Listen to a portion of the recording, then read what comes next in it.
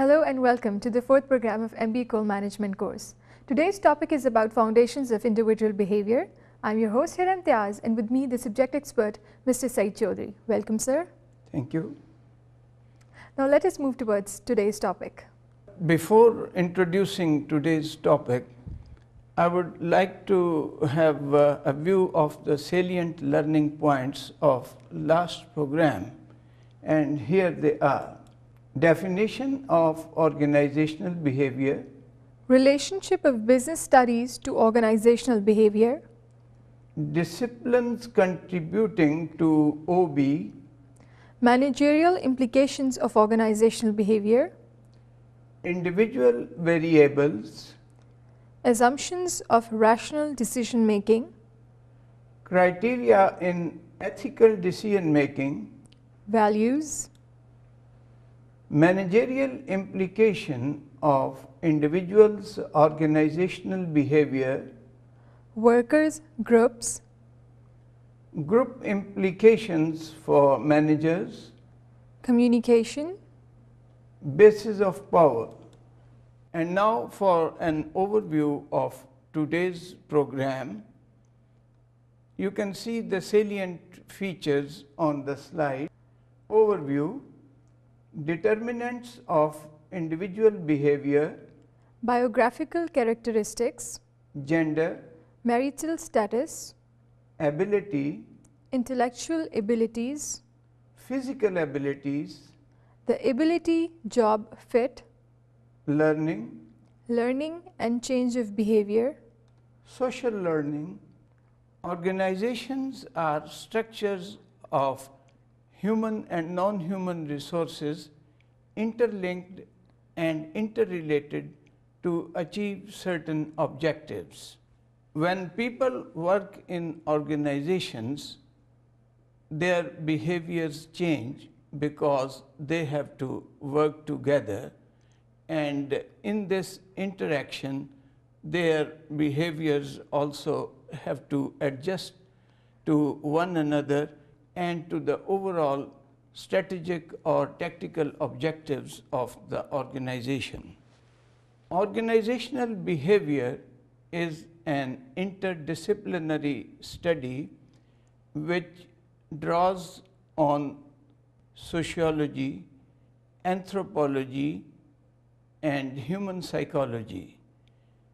It also is a study of interaction of humans and the action of humans with non-human materials and equipments and machinery and technology, and therefore it is directional and it has a certain purpose with reference to business and industry.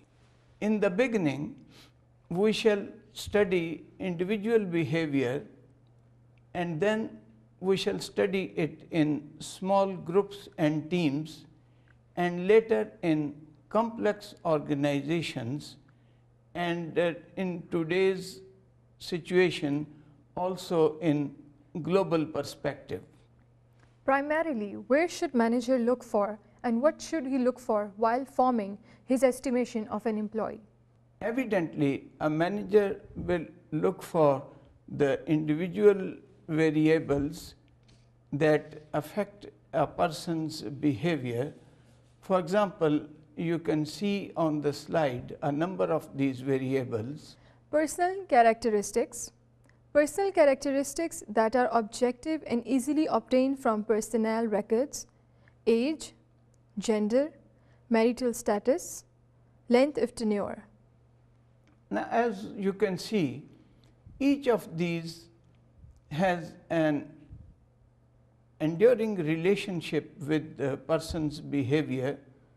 For example, age affects productivity or efficiency. Gender, there have been many studies on the relationship of gender with productivity, and marital status, and also length of service. For example, mostly in connection with age, people say that with the passage of time, when the workers age, their efficiency declines. Now, it may or it may not. We'll be studying it in a little more detail. And similarly, there are studies which prove that there is no relationship between gender and productivity. However, married ladies have a greater rate of absenteeism, and they like to work part-time because they have to tend their children. Similarly, length of tenure has a relationship with the intentions to stay on, because when workers are young, they tend to jump jobs or they tend to change jobs. And when they have a certain length of tenure with an organization, they feel more committed and loyal. For example, job performance declines with increasing age, as you can see on the slides. Age. Job performance declines with increasing age. As a reality, the workforce is aging. Older workers bring experience, judgment, strong work ethic, commitment to quality, but lack flexibility and resist change. Skills, speed, agility, strength, coordination decay over time. Mixed evidence about relationship between age and job satisfaction. To make the study of individual variables useful for business and industry, there have been many researches, and as you can see, the researches are held time and again, and their results are varied. For example, there have been studies which say that after 40 the efficiency declines. But on the other hand, there have been researches which prove that the productivity does not decline with the passage of time, as the workers become more experienced, and sometimes they are more productive, more understanding, and they can guide other workers also. Similarly, the experience comes handy for the organization, and the skill speed declines. Of course, one does not remain agile to that extent when one has passed a certain limit of age, say 40.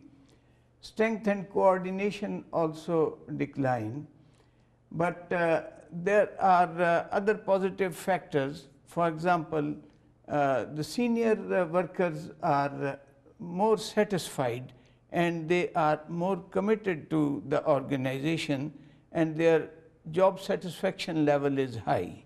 There are points about gender which go both ways.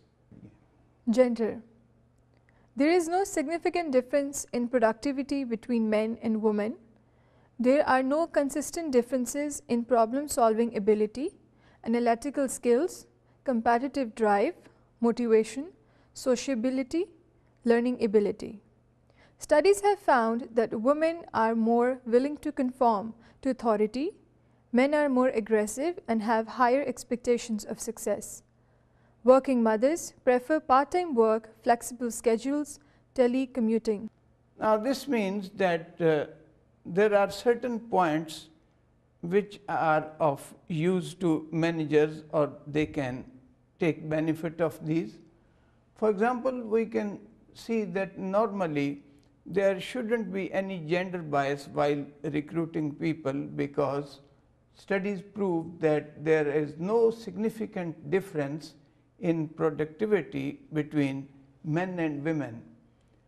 Now, there are no differences particularly in intellectual abilities.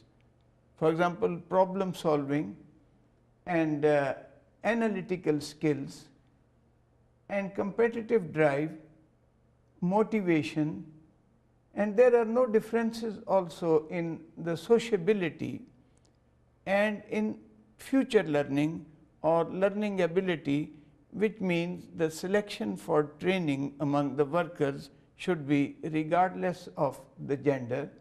There is a positive factor about study on women's behavior in organizations. They have been found to be more conforming to authority, while men are more aggressive, and they have higher level of expectations of success. Working mothers prefer part-time work, flexible schedules, because they have to attend to their children. When we come to marital status, although it is also related to gender studies, but marital status affects both men and women. However, the salient findings are: Marital status. Marital status had no significant effect on productivity. Married people had fewer absentees. Married women preferred part-time jobs. there is no difference between the productivity of married and unmarried workers, and marital status also had no relationship with the absenteeism in the organizations. And of course, married women preferred part-time jobs because of their duties at home also. They have to work at homes. Now coming to the fourth variable of individual behavior, that is tenure. Is there a relation between length of tenure and productivity, turnover and job satisfaction? Yes, there is a relationship between organizational behavior and tenure. It has been found that people with longer tenures are positively inclined to stay in the organization. They are more committed and they are loyal to the organization. Now the fourth variable, tenure. Seniority productivity relationship. Tenure expressed as experience is good predictor of employee productivity. The longer a person is in a job, the less likely to quit. Past behavior best predictor of future behavior. Evidence indicates tenure and satisfaction positively related. As you can see, tenure is related to productivity, but mostly in a positive way, and it is negatively related to turnover intentions because the senior workers do not mostly intend to leave the job. And similarly, there is tenure is also a predictor of future behavior, because the longer a person stays on a job, his behavior becomes more predictable, and evidence indicates that they are more satisfied. The people with longer tenure have a higher level of satisfaction as compared to the younger ones who would want to change job or get higher salaries and become dissatisfied. An individual's capacity to perform the various tasks in a job, intellectual abilities, capacity to do mental activities, thinking, reasoning, problem solving, specific dimensions of intelligence, strong predictors of performance, cognitive, social